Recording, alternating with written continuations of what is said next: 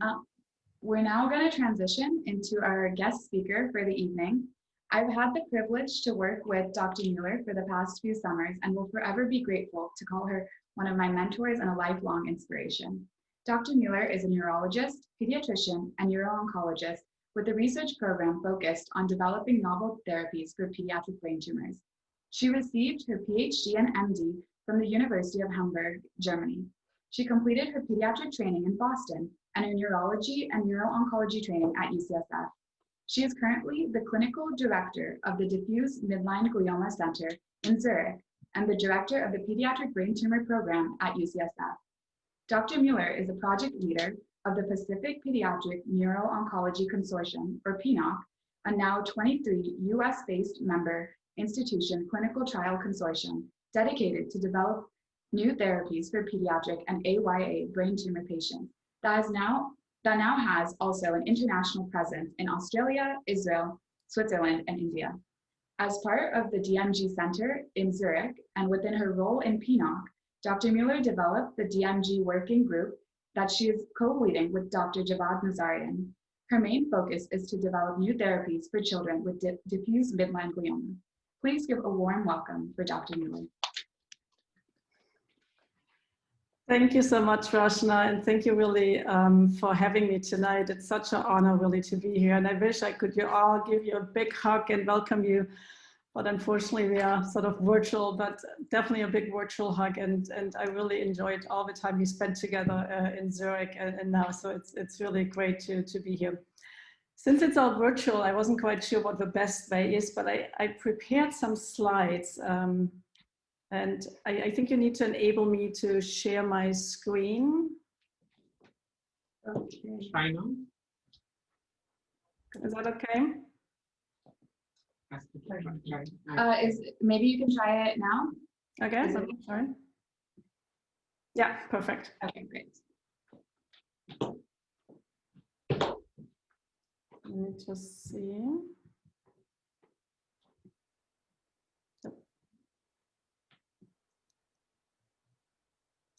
Can you see this okay? Yes. Yeah. Great. So again, thank you and welcome to the 3rd annual Gala. And so what I thought I'm going to do, I just walk you through some of the work we have been doing really with the goal to improve the outcome for children with brain tumors. And as Rashna mentioned, really one of my specific focus area is diffuse intrinsic pontine glioma. So PNOC, which received very generous support also from the Mithil Prasad Foundation, was founded in 2012 by Mike Prados and myself. And I don't know if Mike is present tonight, but I think he was also part of the Gala last year. And the headquarters is at UCSF in San Francisco. And so these are really the people who are the core of PNOC. Mike is really a great inspiration. Cassie Klein, who is working tirelessly for us, helping with our data and quality integration. Adam Resnick from the CBTN, really helping us to promote our data really internationally, and Annette Molinaro, who is our lead statistician. But then the people who really make it happen are all our wonderful project managers within the PNOC operations team. They right now really work all remotely, but still achieving fantastic work, and they're really supporting the mission and the vision of PNOC to improve the therapies for our children and families. And they're just a wonderful group of people who really tirelessly work. I mean, Friday night, Saturday morning, whatever it takes, they really make it happen. And so these are all our collaborators, which we are obviously very excited about to collaborate with really prestigious centers around the country. I think you will recognize many of the names, and we are really blessed to have such a wonderful team of people helping us to fulfill our mission. And then what Rashna mentioned, really over the last year, 2019 and 20, one of our mission was not to just only promote novel therapies within the United States, but also really to bring these therapies internationally. And so as Rashna mentioned, I spent the last 2 years in Switzerland, and that really promoted us being able to open some of these trials also outside the US. And you can see here now Switzerland was the first site, but we have now fully onboarded a team in Israel. So 8 hospitals really got together and also formed another group. And they are now working with us. The Princess Maxima Center in the Netherlands is now part of PNOC. And this is really due to Mike's tireless efforts. A site in India is now fully onboarded, and we are very much looking forward to open our first trials there. And then we have fantastic collaborators really also in Australia. So I think as we are continuing to grow, we're really aiming to bring our therapies to children really worldwide, so that we can also avoid for some of them having to travel really from places and uproot their families. What is really exciting, so we just shared the news within our consortium. So we had a competitive application for new sites to join PNOC.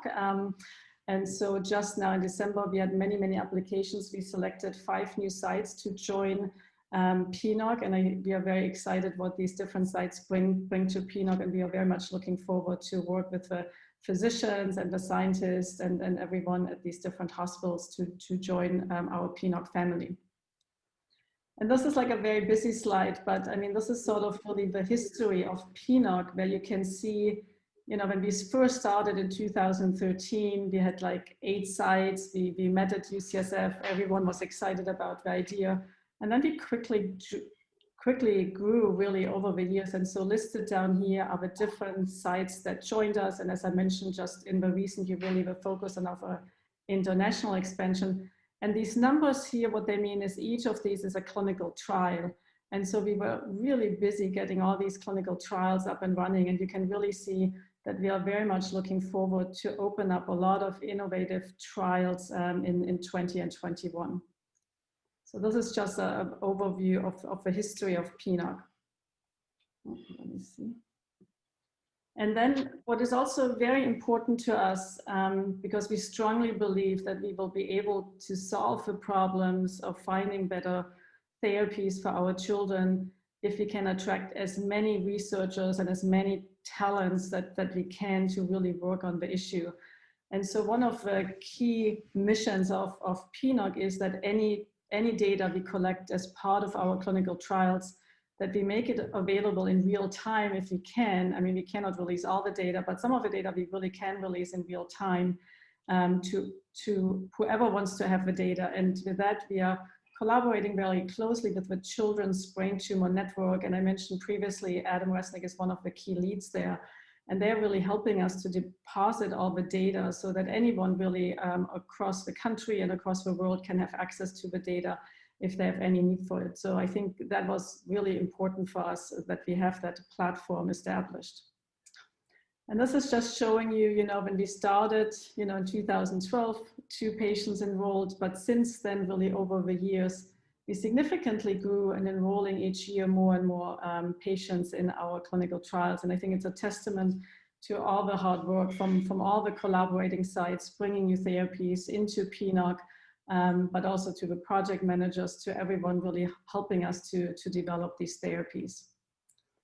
And this is just showing you the number of clinical trials we have open. And as you can see, we also see really exponential growth here, which I think is very exciting, because as we are further and further understanding more about the diseases, we need to subdivide them further. And therefore we need to have more specific studies available, thinking about this more personalized treatment strategies for our patients. And so this is just an overview of the different disease groups. So you can see a lot of our efforts is really within diffuse midline glioma, diffuse intrinsic pontine gliomas. And this is a very busy scientific slide, but it's one of the trials that the foundation, the Mithiel Prasad Foundation has supported. And this is now something that is in close collaboration with Hideo Okada, a fantastic immunologist at UCSF. And what we were able to show in this trial, and this is using a very specific immunotherapy, that actually children who had a response and responded in the way we had hoped for really had improved outcome. And so I think we are slowly, you know, and we are hoping with the next iteration of this trial that we can build on these really exciting results. So this is basically just showing that if we get the response we want, that these children do significantly better. And so we are hoping now to expand on these results and further promote that reaction. So we are quite excited about this, but this was definitely, that wouldn't have happened without the support from the foundation. And then just to outline a little bit our focus areas, we want to access, and I think that was very much driven by my time in Zurich, where we saw a lot of international patients coming from all over Europe. And I'm really saddened always by the fact when families have to travel really across countries or across oceans. And I think Nick Vintanz, I know he will speak later, he gets a lot of inquiry from international patients as well. And it's just something I think as a community, we really need to solve, where we bring the therapy closer to home so that the families are not so impacted by the disease and can be around their families and friends. But the program I want to briefly focus on in the last few minutes is what Rashna already mentioned, the diffuse midline glioma, the DMG ACT program. And this is really came about with my time in Zurich with Javad, really focusing and thinking about how can we improve and how can we really faster novel therapies into the clinic for diffuse midline gliomas, DIPG. And so we looked at what are the key hurdles. And one of the issues is the lack of real-time data sharing and crosstalk between different research institutes. And so we thought we will establish a team of leading scientists who are committed and are also willing to share in real time, even if the data hasn't been published. The validation of our therapeutic agents, often we move therapies forward into the clinic without having them fully validated in our mouse models or other model systems to really understand who is the patient who will best benefit from that. So we basically wanted to set up a system where we share models, we have a variety of model systems, and then do this across institutions, and then the most validated therapies, that is the one we will move forward into the clinic. We also strongly believe that a disease such as DIPG will not be cured with just one medication. We strongly believe that we need to develop combination therapies.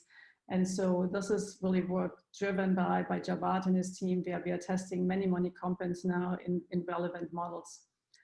And then it comes back to the translation into the clinic. You know, getting trials up and running takes a very long time. And so we wanted to develop a platform that is a little bit more agile, where new findings from the clinic can be integrated more easily. But also if we learn that a therapy doesn't work in a way, even by just looking at some blood markers or markers in the tissue, that we would close that arm very quickly. And I'm very pleased to say we worked very hard on this over just the last 2 months with our statistician, but came finally up with a really nice design with sort of lead statisticians from the Mayo Clinic as well, helping us to think about this with small patient numbers, but still having some security around our results. So we are very excited to move that forward. And then obviously integrating all the genomic and using artificial intelligence within our systems. And so we have this great collaboration with the CVTN, as I mentioned, but also now we have computational biologists within Oslo and Elsevier who really help us to put their resources behind the DIPG data to really then fully integrate the large data sets we are developing as part of our clinical trials. And so this is really what we set out to do. And I already went over this a little bit, but it's really testing combination therapies in the clinic in many different models as well as laboratories, and then bringing them quickly into the clinic and then feeding back what we learn in the clinic back to the laboratory. And so this is really the team of people who are now actively engaged. We have weekly calls with a core group. We have monthly calls with the larger group. And it has been really inspirational, and I'm really honored to be part of this wonderful team. And really the laboratories range from Europe, Zurich is obviously one of the leads, to the US, to Australia, and this has been a really fantastic endeavor. And I'm very, very honored to be part of this group. And so we have 80-member institution, we have different subcommittees, and then we have several core facilities. And a lot of foundations are supporting our work. We have secured a lot of funding. And just recently, as Rashna knows, Javad's lab has been receiving a lot of funds from the Swiss National Fund, which is sort of an equivalent to the NIH, a million project, which is really a testament, I think, to this collaborative science we have built really around DIPG. And I think, as mentioned, in the beginning of the Gala, we are lacking funds, but by putting these teams together, now even national agencies such as the Swiss National Funds recognizing that this is definitely important to fund. So we were very honored to receive this large grant. And so what we achieved just since we started DMG Act, and that's now a little bit over a year, we looked at 48 drugs, 3 moved into the clinic, and then as Javad is spearheading sort of really dedicated diffuse midline glioma artificial intelligence with some of our collaborators. And I think that will be extremely helpful for us in the future. And so just to show you, we are now also really ready to start this in the clinic. This is a very busy slide and we don't need to talk about details. But needless to say that really through the hard work of the DMG Act group, we now have a trial which will randomize patients at different disease stages, at new diagnosis, post-radiation, and at first progression, 2 different very exciting combination strategies. And this is really through all the hard work from all the investigators involved. And then we have a very novel agent. You heard a little bit what Rashna was saying and Jace was saying about ONC201, and this is sort of a sister molecule ONC206, where we now, because of a lot of the preclinical work that was done in DMG Act, are now pretty much in parallel with the adult trial to move this forward for pediatrics. And you know, for some of you who might not be that familiar, often in pediatrics, we have to wait for years before we can get agents that first have to be tested in adult population into the pediatric population. Because we were able to show really convincing data to the company, they let us really go pretty much in parallel. So our trial is, the adult trial has started in October, and we will start hopefully still end of this year, early next year. And this is really a testament to all the fantastic work of all our DMG collaborators. And so with that, I will end. As mentioned again, all the data we aim to share really in real time through these different platforms. And it's obviously really through all your generous support to the families and really to your inspiration that we can hopefully make progress in this terrible disease.